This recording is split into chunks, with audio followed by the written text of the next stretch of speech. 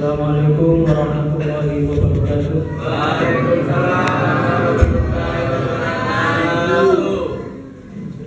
Bismillahirrahmanirrahim. Alhamdulillahirabbil alamin. Wa bihi nasta'inu ala umuri dunya waddin. Wassalatu wassalamu ala Rasulillah sayyidina wa maulana Muhammadin wa ala alihi wa sahbihi ajma'in.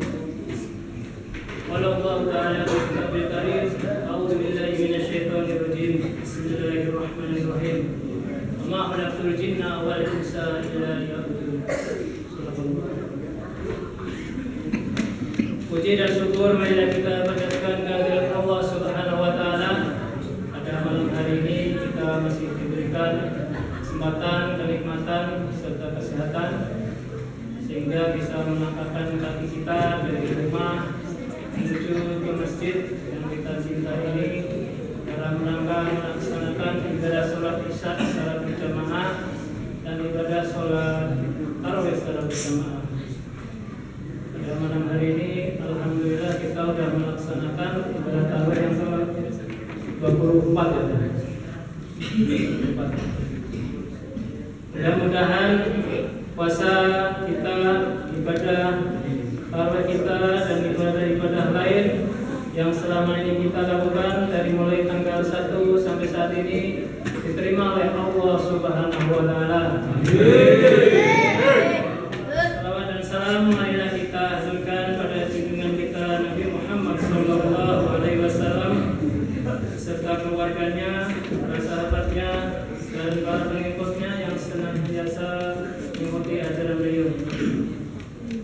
Pada malam hari ini sholat tarawih yang ke-24 fadilah dan pahalanya dalam kitab Tubatul Nasihin, yaitu Allah memberi 24 doa yang akan dikabulkan. Luar biasa sekali pahalanya pada malam hari ini. Mudah-mudahan doa-doa kita dikabulkan oleh Allah Subhanahu wa taala. Pada kesempatan kali ini saya hanya menyampaikan sedikit saja sesuai dengan judulnya kultum, bicara 7 menit atau kuliah 7 menit. Kalau lama-lama itu namanya ceramah atau tabligh. Sebentar saja. Pada malam ini saya ingin menyampaikan tentang ibadah, Pak.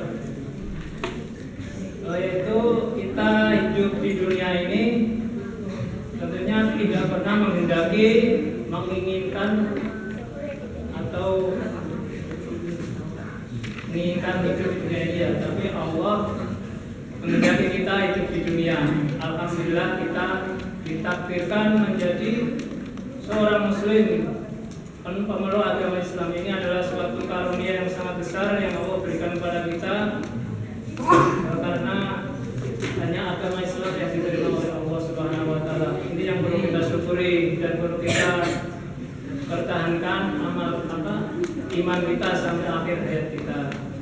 Kemudian apa tujuan manusia diciptakan ke dunia ini? Tujuannya tidak lain hanya untuk beribadah kepada Allah Subhanahu wa taala. Sebagaimana difirmankan oleh Allah dalam surat Az-Zariyat ayat 56, Allah berfirman, "A'udzubillahi minasyaitonir rajim. Bismillahirrahmanirrahim. Wa ma khalaqtul jinna wal insa illa liya'budun."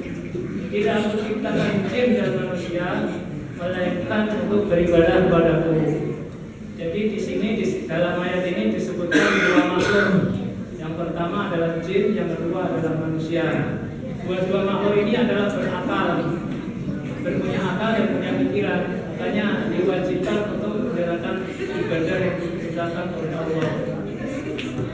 Umpamanya manusia tidak berakal atau tidak punya pikiran, maka tidak diwajibkan untuk beribadah. Seperti contoh, misalkan orang gila itu tidak wajib beribadah karena tidak punya akal, tidak punya pikiran, tapi punya akal tapi nggak bisa berpikir. Seperti orang tidur misalkan. Sekarang kita tidur dari habis subuh sampai maghrib, kita tidak melaksanakan sholat zuhur, asar.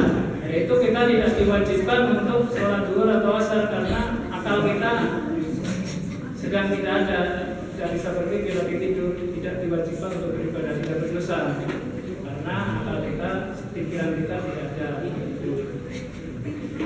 Kemudian apa arti ibadah? Dalam kata dasarnya ibadah itu adalah abadah yang kudu. Dalam nahwunya abadah yang kudu itu adalah satu ketaatan. Kemudian ulama mengistilahkan mengartikan dua arti dari ibadah itu. Yang pertama dalam arti istilah, yang kedua dalam arti hakikat. Dalam arti istilah yaitu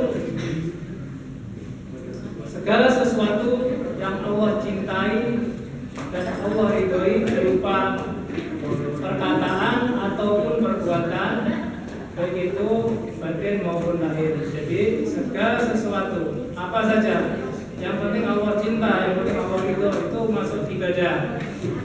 Contohnya ibadah bisa dibagi menjadi dua, yaitu ibadah yang mahdhah, yang kedua ibadah ghair mahdhah. Ibadah mahdhah itu adalah ibadah yang berhubungan langsung dengan Allah, seperti sholat, puasa Ramadan, zakat fitrah, dan pergi haji. Itu adalah ibadah mahdhah, ibadah yang berhubungan langsung dengan Allah. Dan ini dirukunkan dalam rukun Islam, diwajibkan setiap umat Islam harus melaksanakan ibadah ini. Yang kedua adalah ibadah ghair mahdhah, seperti ibadah yang dianjurkan oleh Allah atau yang diteladankan atau dicontohkan oleh Rasulullah, seperti sedekah, seperti menuntut ilmu, seperti berbuat baik kepada tetangga, menyayangi binatang, menjaga lingkungan, dan lain sebagainya. Intinya berhubungan langsung dengan manusia itu disebut ibadah mahdhah. Memperjuangkan syiar Islam seperti menjadi pengurus masjid itu adalah termasuk ibadah, asal dilakukan dengan niat karena Allah Subhanahu wa taala. Ibadah bisa sah ada dua syaratnya. Ibadah mahdhah itu adalah syaratnya yaitu satu, lillahi ta'ala, ikhlas karena Allah Ta'ala, bukan karena orang lain, bukan karena anak saya ke masjid, saya gak enak, saya ikut ke masjid, itu karena niat anak kita, itu karena Allah. Kemudian yang kedua adalah yang diteladankan, yang diajarkan oleh Rasulullah, seperti dipikirkan oleh Rasulullah. Kalau sekarang ulama misalkan sholat isya 4 rakaat, jangan ditambah-tambahin 6 rakaat, 8 rakaat, bagi semangat-semangatnya itu nggak boleh, karena udah diwajibkan, udah diucapkan dalam disyariatkan dalam Islam, nggak boleh ditambah-tambahin. Atau takbiratul ihram awal sholat, misalkan takbir 5 kali, tidak boleh, tidak sah sholatnya. Nah itu harus memenuhi dua syarat, yaitu niat dan apa yang dicontohkan oleh Rasulullah, yang dipikirkan oleh Rasulullah. Kemudian ibadah dalam arti hakikat adalah bersungguh-sungguh mengesahkan Allah dan menghinakan diri di hadapan Allah dengan sepenuh jiwa, sungguh-sungguh sepenuh jiwa, patuh dengan sepenuh jiwa. Jadi dalam hakikatnya kita itu adalah seorang hamba. Seorang hamba harus patuh pada perintah Allah. Seperti yang kita lakukan saat ini adalah sholat, itu adalah bagian dari menghambakan diri kepada Allah. Dalam sholat ada satu ucapan-ucapan yang mengagungkan Allah, seperti takbir, seperti dalam ruku sujud kita itu mengagungkan Allah. Dalam gerakan kita ada gerakan yang menghinakan diri di hadapan Allah, yaitu sujud. Sujud adalah salah satu bentuk menghinakan diri kita kepada Allah. Kita kepala kita dan mahkota kita tundukkan paling rendah serendah-rendahnya di lantai, itu adalah satu bukti menghinakan diri kita kepada Allah Subhanahu wa taala. Sehingga setelah kita sholat, seharusnya kita tidak melakukan hal-hal yang bertentangan dengan apa yang kita lakukan dalam sholat. Karena dalam sholat ada ucapan Allah Maha Besar, sehingga kita tidak melakukan sifat-sifat seperti takabur, sombong, membanggakan diri, ujub dan lain sebagainya. Itu adalah salah satu sifat yang dimiliki oleh Allah. Tidak boleh kita miliki. Sifat sombong, sifat agung itu adalah milik Allah. Sehingga setelah kita sholat kita masih membanggakan diri, sombong, angkuh, perlu kita pertanyakan apakah sholat kita benar atau enggak. Kalau misalkan sholat kita benar, maka sifat-sifat seperti itu seharusnya tidak ada dalam diri kita, karena sesungguhnya sholat itu adalah bentuk penghambaan diri atau pengakuan kita makhluk kepada Allah Subhanahu wa Ta'ala. Oleh karena itu, marilah kita dalam setiap nafas kita, kehidupan kita niatkan semuanya untuk ibadah, karena tujuan hidup kita hanya untuk beribadah. Seperti yang kita selalu doakan dalam doa kita, Bismillahirrahmanirrahim. Inna sholati wa nusuki wa mahyaya wa mamati lillahi rabbil alamin. Sesungguhnya sholat saya, ibadah saya, hidup saya, mati saya hanya untuk Allah, Tuhan semesta alam.